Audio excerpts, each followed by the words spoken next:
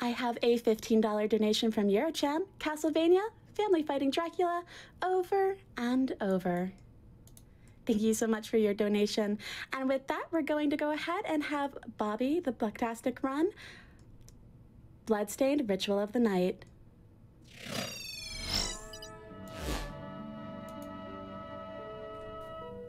All right. Looks like we are live and we are living. Welcome back, everyone, to Summer Games Done Quick 2020 online, benefiting Doctors Without Borders. All week, work for better or worse, you are stuck with me for the next 25 or so minutes. So, my name is the Blacktastic. You can just call me Bobby, and we're going to dive into Bloodstained Ritual of the Night like you haven't seen at a Games Done Quick event before, especially now since you see this right in front of me. You guys have donated so much to the incentive of the Hitbox hand cam that we're not going to be playing on that. We're not going to be playing on that. We're not going to be playing on this. None of that. We're going to be playing on a good old Hitbox, originally made for like fighting gamers, but I've used this for speedrunning.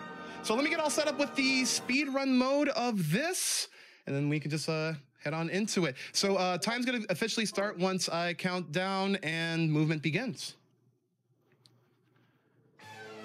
5, 4, 3, 2, 1, go. So much like the previous game that you folks witnessed, where Curse of the Moon was kind of like a nod to the classic Castlevania 3, Ritual of the Night is more of a spiritual successor to the modern Castlevania titles like Symphony of the Night, Aria of Sorrow, and what have you. Ritual of the Night does share quite a few assets, like this kind of looks a little bit like Stage 5 from Bloodstained Curse of the Moon, the Gallium Minerva, like you saw Starwind go through. But we're definitely going through it at an extremely quick pace. So Zangetsu's equipped with a whole bunch of abilities that we will get into a little bit once we get some more freedom. Gallium Minerva is actually like a pretty short level, and I'm doing some pretty precise movement right here. So Ritual of the Night was released earlier in last year, actually. However, this game's been updated with a plethora of content. Not only do you get a fully featured randomizer mode, but you get this guy, Zangetsu, a little red samurai guy, also voiced by David Hayter, the guy, you know, the voice of Solid Snake from glorious games like Smash Brothers Ultimate. This is Vetbar, and she is down. Good old first boss. And now the setting's a little bit weird here because the music drowns out. But while the music grinds to a halt, let's fill the air with the sweet vocals of our host, who hopefully has a few messages in store for us, Nichole. I sure do. I have a $50 donation from our friend Mary.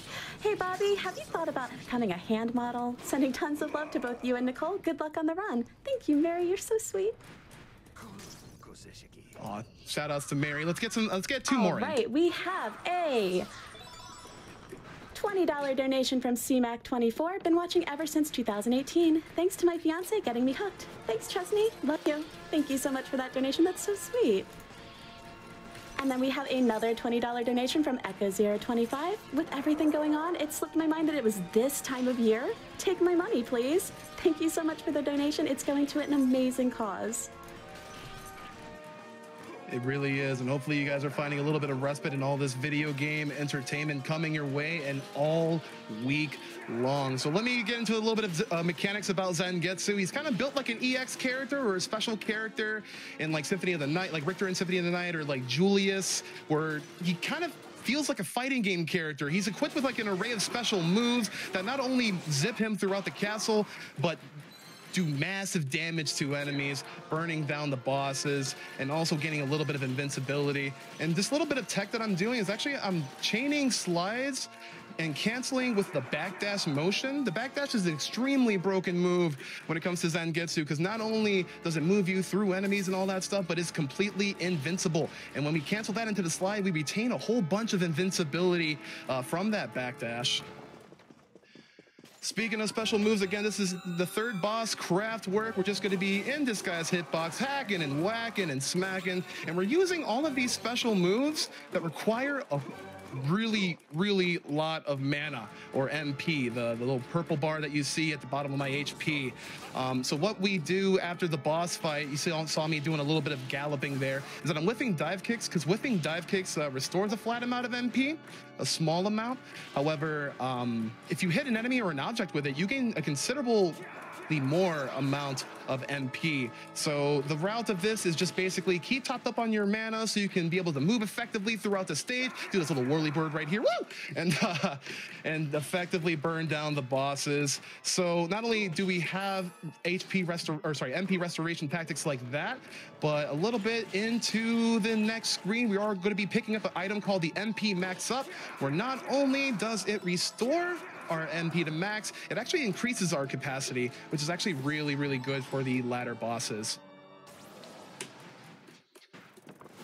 This is the Hall of Termination, and I'll go into a little bit into the category that we're playing. This is any percent normal, no major glitches, and for Zangetsu mode, well, let's see. So normally, if you were to play this as Miriam, you would have to go from boss to boss, a certain boss to a certain boss, getting the sort of like, you know, relics and items for progression. Zangetsu isn't about any of that fluff. It's just from point A to point B, and you just have to defeat the bosses, but you can do them in any order that you so wish, which is why that you see him a little bit earlier on. As we're backtracking and going on to the second, well, rather not the second, but the fifth boss, let's get a small donation, and if possible. Sure. I have a $20 donation from Mr. Toasty. What a horrible night for a curse, but an awesome night for speedrunning. Thank you so much, Mr. Toasty. Thank you. Again, the name of the game is to keep topped up on your MP, and like right after Jeeble, who we thought was an extremely easy boss, actually comes up is Bloodless, where we kind of want to mitigate the RNG that she does by inflicting as much damage as possible within her starting phases, which will actually cause her, oh, I kind of messed up there, which actually causes her to go into her Bloodsteel phase,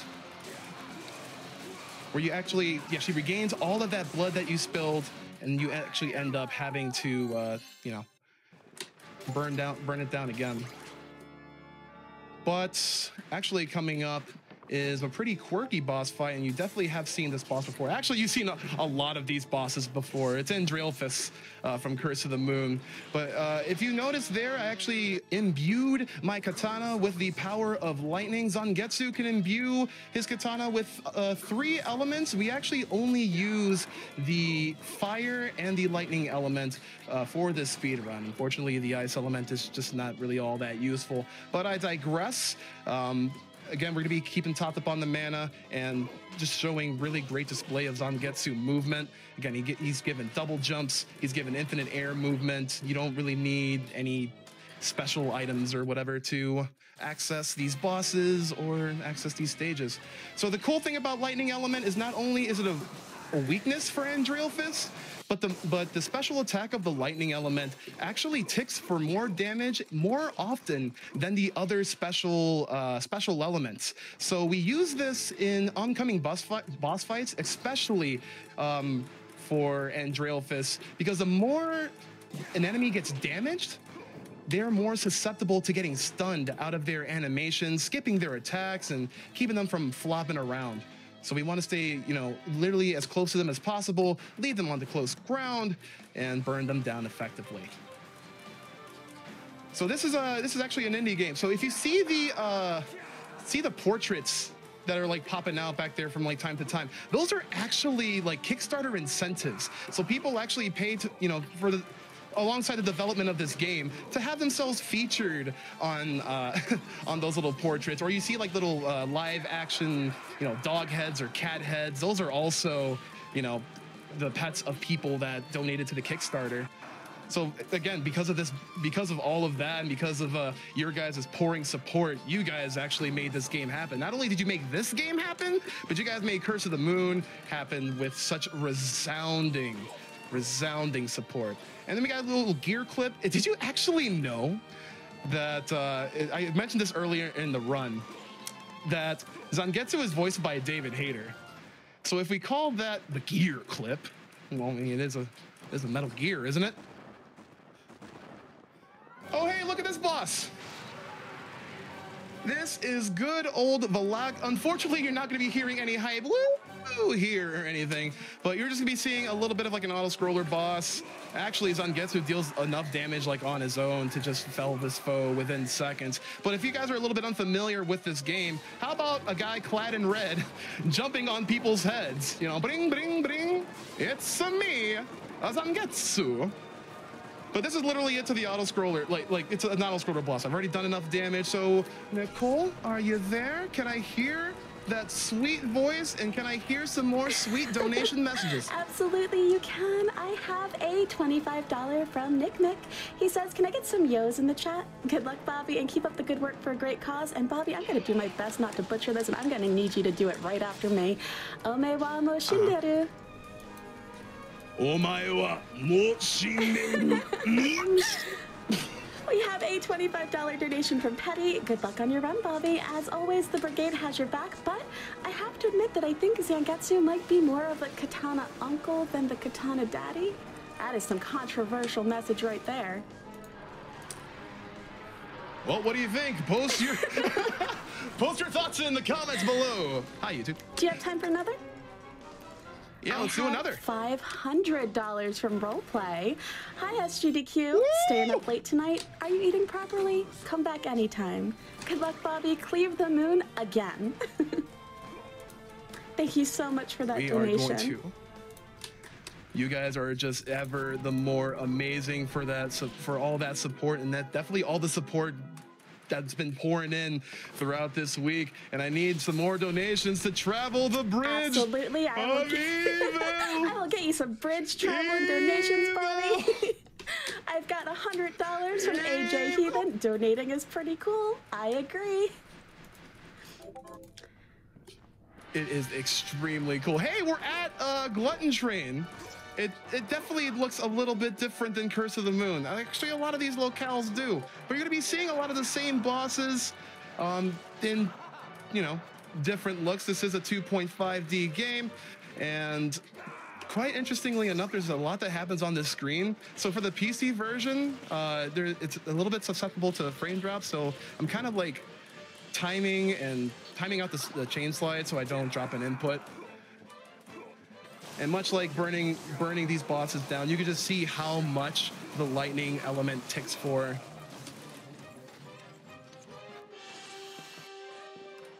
All right, we're gonna be coming up to another, actually one of my one of my favorite bosses in the game, but we're just gonna slide, heavy attack, slide. The movement of this game is just extremely seamless. And again, for the speedrun mode of this game, there's like no fluff. There's very little cutscenes to filter through, especially as Zangetsu. And there goes that nice dog head. What a good one. What a good one. We're gonna be coming up to Bothan, who is extremely fast that you won't even see him. I move so fast. So sneaky. You won't even see me. There he goes right there. And again, this guy can be a little bit of a jerk. Yep, and he decides to be a little bit of a jerk during my GDQ run. But again, we want to use the lightning element to try to get him in a little stun loop. Much like that. He has a pretty small HP pool.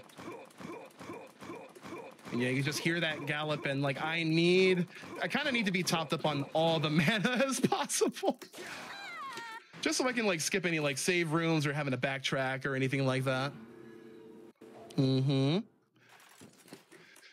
Speaking of backtracking, we're actually going to be going through the entrance here for a little bit to head on to the next boss. So Nichole, do you have one small donation for me? I sure do. I have $10 from Dr. Lupin. Zangetsu has Cha-Cha Slide playing in his head. Slide to the left. Slide to the right. Freeze.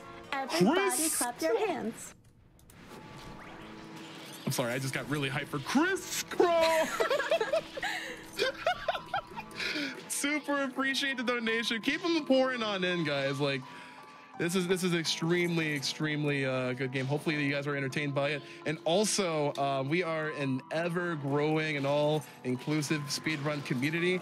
If you guys want to head over to the Bloodstained Speedruns Discord, if you guys ever feel like, you know, tackling, you know, Zangetsu mode yourself, or if you want to take a stab at one of the retro games, Curse of the Moon 1 or 2, there are a plethora of categories that you guys can pick from. and get yourself zooming. So definitely check out Bloodstained speedruns.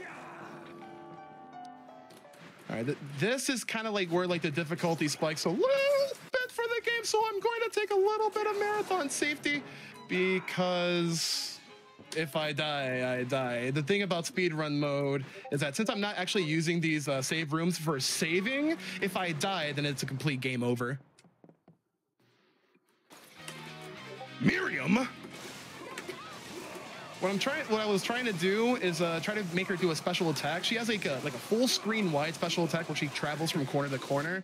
And I wanted her to go a little bit over to the left because that's where we needed to go. But getting her in the stun loop is actually, you know, a lot more preferred.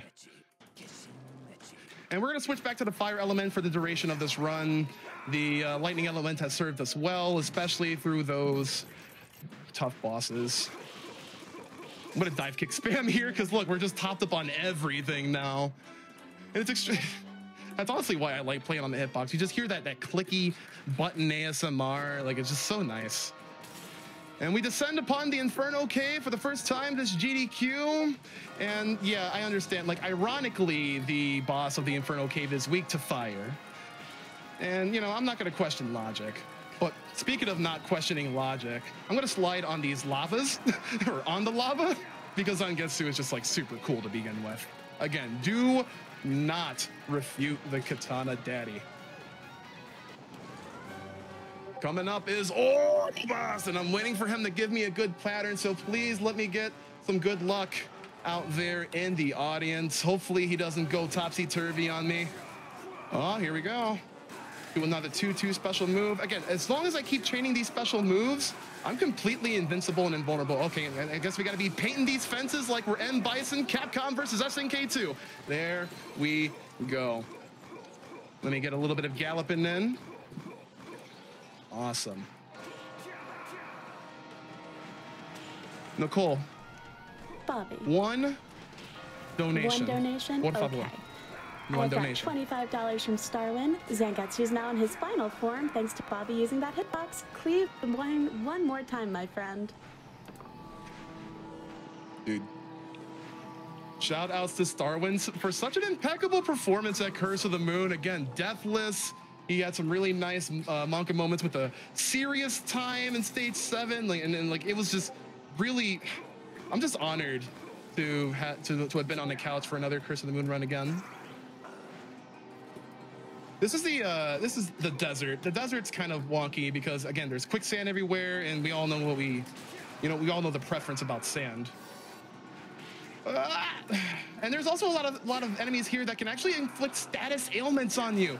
Even though Zangetsu is kind of like pretty OP mode, he can still get poisoned, he can still get slowed, he can still get paralyzed. Like, and whenever you get caught up in here, it's just not, it doesn't bode well. We're gonna try as we might to go through here with minimal nicks on our armor.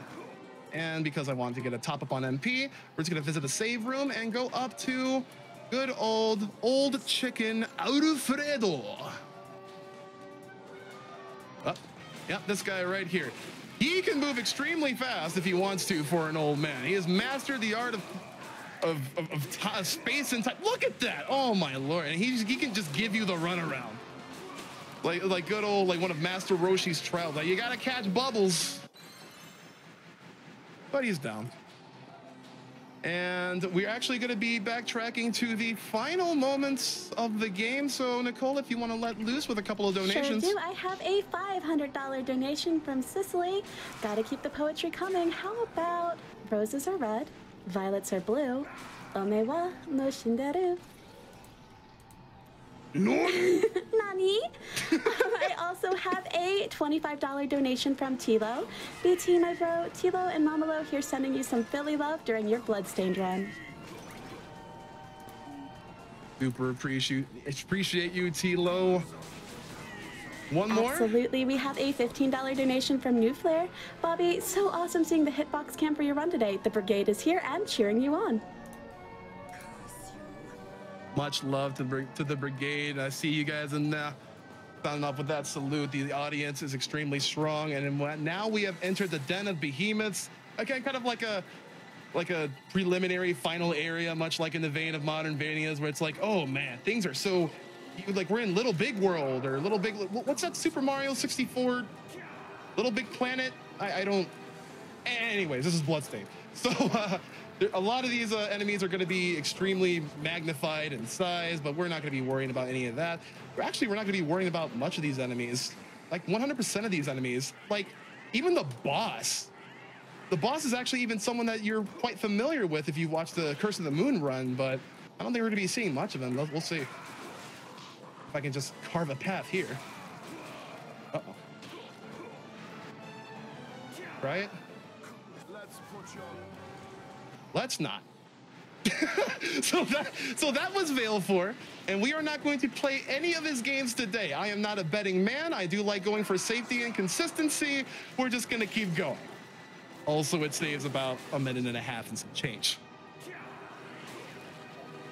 Oh, all right, what a good run so far. We're at the final area, the Glacial Tomb, and I'm so glad that Unreal Engine 4 did not crash on me. I've gotten a whole bunch of run kills and game crashes just from entering the Glacial Tomb.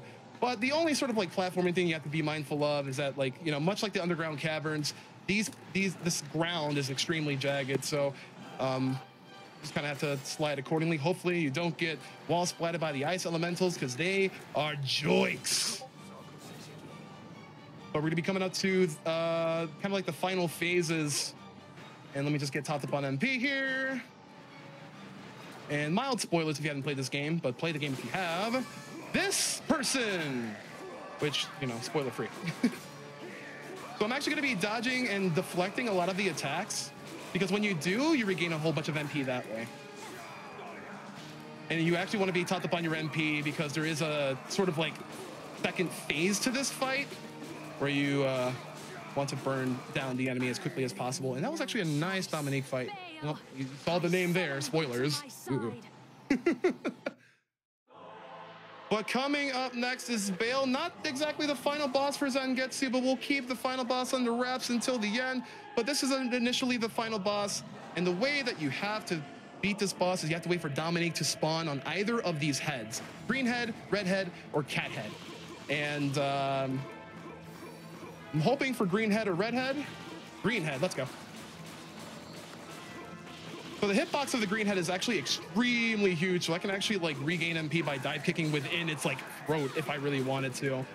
But we're just gonna be keeping on with the special moves and trying to burn it on down, all while using the other heads as like dive kick fodder, MP restoration fodder, so we can just keep hacking and whacking and smacking and galloping. Didn't get the glitch there. All right. And you think that would be GG's, but it's not. You think it would be GG's, but it is not. Marathon safety, though, because I am Big Baby. Actually, no, never mind. Never mind. I'm good on MP. Or sorry, I'm good on HP. I was gonna go back to the save room and then like refill up everything, but I'm pretty good. What? It's Miriam. It's the actual Miriam. She's been corrupted by spoilers. I'll skip this cutscene now.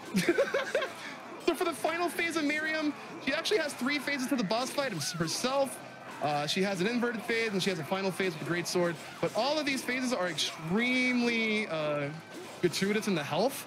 They all have 4,000 MP, and we could actually cheat this mode if we really wanted to. Uh-oh, we got Valak. Are we gonna get cooked? Please do not cook me medium raw. Yeah, and then we have to be kind of conservative on our use of MP here, because we want to save for the final boss fight, or for the final phase. So cast Bloodsteel. And time's gonna be on the final hit, actually. We're pretty close. Ow! Time. Ow! I got nicked.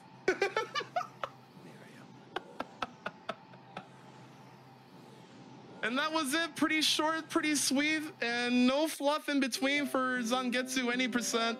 Again, this is no major glitches. There are a whole bunch of categories to Bloodstained Ritual of the Night, including your fan favorite Miriam. And again, there's been randomizer modes and a lot of updated content throughout this entire game.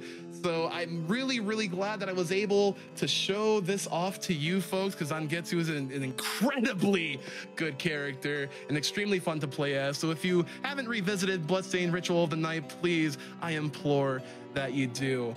And since that's a short run, that's going to be a short amount of time for me. Thank you very much, GDQ, for letting me perform this game for you folks. Let me plug in the Bloodstained community again, where it comes to join us on the Discord, look us up on speedrun.com, and engage with us. Like I see a lot of people, especially since Curse of the Moon first released, that, you know, it's a really good game. It hits home to a lot of retro runners. I want to see a lot more people taking on this Bloodstained series, of course. And yeah, again, that's it for me, guys. So thank you very much. We'll be seeing you guys later. And again, please keep your donations rolling for the rest of the marathon. Ta-ta now. You guys know where to find me. And that was the Blacktastic with Bloodstained Ritual of the Night. What an amazing run and so much fun. We still have a ton of love coming in for Bobby. We have a $20 donation from Mr. Keebler. This is a super entertaining run. Bobby is in a groove and showing off the beauty of the hitbox to boot. Shoutouts to the brigade. Thank you so much for that donation.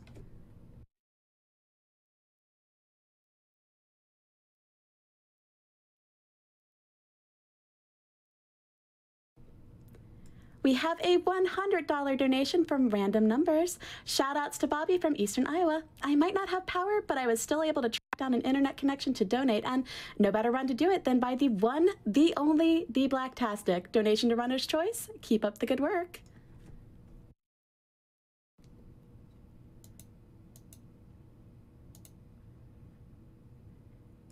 And we have a donation from C2 Yoshi for $1,000. Let's hear it up in chat for that. Thanks to SGDQ for bringing some positivity this week. Thank you so much for the donation.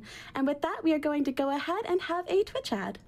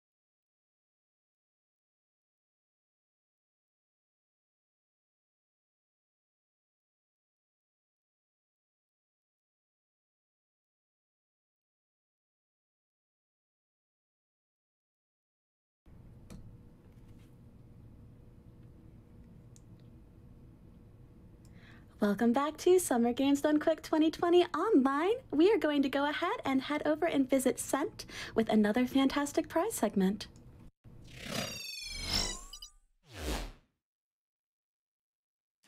Oh, hello everyone. Welcome back to Summer Games Done Quick Online 2020. My name is Scent. Sorry, I was just taking a moment to reminisce about some things. You know, growing up, I never really was the kid that liked to play with toy cars and trucks. I never really liked racing in general. It just wasn't something that sparked my interest. Video games were kind of my passion. I was lucky enough to get a Nintendo Entertainment System for my cousin when I was about 3 or 4, and games have been my life ever since. But even then, racing games have never really been on my horizons. So I think it's kind of funny that now that I've gotten into the speedrunning community and have been running games, that racing games are some of my absolute favorite to watch. Just the tech, the style, everything about them is super enjoyable. And I'm really excited for this racing and skating block game we have coming up for you. Over the next couple of runs. We're going to have Disney Skate Adventure. We're going to have Tony Hawk. We're going to have Trackmania. Trackmania is going to be super cool. Really looking forward to that. But before then, I did want to tell everyone that this is the last chance you all have to get in for some of those prizes I was talking about earlier, the stuff that ended with Bloodstained. You have until the start of Jet Set Radio to donate for them. So let's take a quick look at them real quick before talking about some of the new stuff coming up.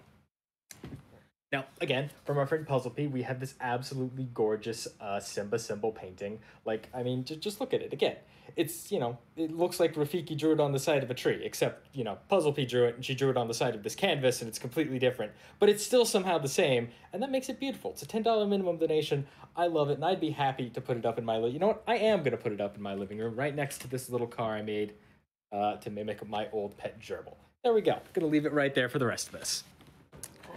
Now, from our friend It's Pair, we have a pair of beautiful expanded console prints. We have an N64 print right here and a PlayStation print right here.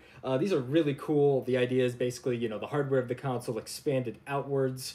And, there's a bunch of characters from iconic games from the console running around on them. The N64 one, you can see some Super Mario 64. You can see Mario Kart in there. I think you can even see Turok. Quest 64 is actually on the bottom layer. Didn't notice that until just now. Over on the PlayStation one, you of course have Twisted Metal. You got Final Fantasy VII. You got a whole host of cool characters. $15 minimum donation. You have to get it in right now though, and the prints come as a pair. They look great, but I'll set them down right now as we talk about some of the last couple things we have. So, again, from Coweyes, we have a complete in-box SNES Classic. It's a SNES Classic. What more could you want? When you're talking about classic games, when you're talking about the Super Nintendo, the SNES Classic hits all of them. It's got Super Mario RPG. It's got Super Mario Kart. It's got Kirby Superstar. It's got so many games with Super in the title. I can't cover all of them, but they're all great. And of course, it's got the only official release, as far as I know, of Star Fox 2, which is just a super cool game that we haven't had in the West until now. $20 minimum donation. Again, huge shout-outs to Coweyes for making that happen. Now, starting with Jet Set Radio, we have a whole new wonderful prize block, and that's going until The Legend of Zelda Twilight Princess a little bit later tonight. So you have plenty of time to donate, but you're going to want to make sure to get those donations in because we have so many cool prizes for that block. Itazan has made us an amazing set of Dragon Quest acrylics that I'm super excited to show off a little bit later. EPOS has sent us an amazing GSP 370 headset. You gotta see it. I'll be back later to show that off. But before I do, I want to tell you all real quick about another important way you can support the event and you can support MSF. Now, Games Done Quick for the month of August is donating all of the revenue, minus any taxes we need to pay, on from subs and bits to the charity. We're donating that directly to MSF. So that means the revenue we get from your subs or your bits, that's going to charity. Now, here's something you need to remember. If you have Amazon Prime, Mom, you have Amazon Prime, right? Yep. Yeah, she's got Amazon Prime. If you have Amazon Prime, you have Prime Gaming. It used to be called Twitch Priming. Prime Gaming. And with Prime Gaming, you get a free sub every month. You can give to any channel you want on Twitch. That channel still gets the revenue from that sub. So if you have Amazon Prime, you can essentially give us a free sub revenue and we'll donate it right back to charity. That is an amazing deal. And again, all of our sub and bit revenue through the month of August going to MSF. So that's super cool. With that in mind, I think that's going to be it for me. I am so excited for all of these games coming up, and I hope you all are too. So let's throw it back up to the front as we get prepared for it.